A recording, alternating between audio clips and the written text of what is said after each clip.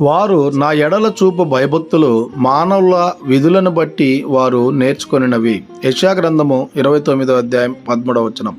ప్రస్తుత దినాల్లో అనేక మంది ఇలాంటి భయభక్తులు కలిగి జీవిస్తూ ఉన్నారు. వారి అవసరాన్ని బట్టి, వారికి ఏదైనా ఇబ్బంది వచ్చినప్పుడు, వారికి ఏదైనా శ్రమ వచ్చినప్పుడు, వారికి ఏదైనా కష్టం వచ్చినప్పుడు, వారికి ఏదైనా బాధ కలిగినటువంటి పరిస్థితి వచ్చినప్పుడు ఎక్కడ లేనటువంటి భయము భక్తి దేవుని ఎదుట చూపిస్తూ ఉన్నారు.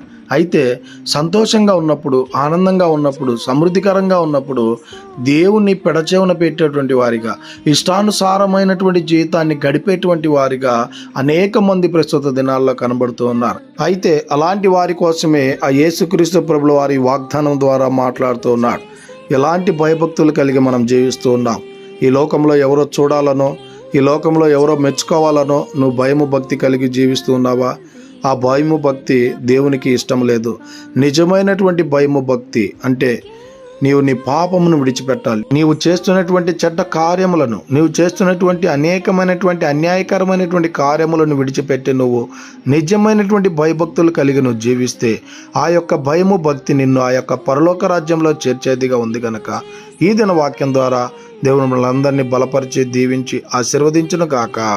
ఆమేన్. God bless you.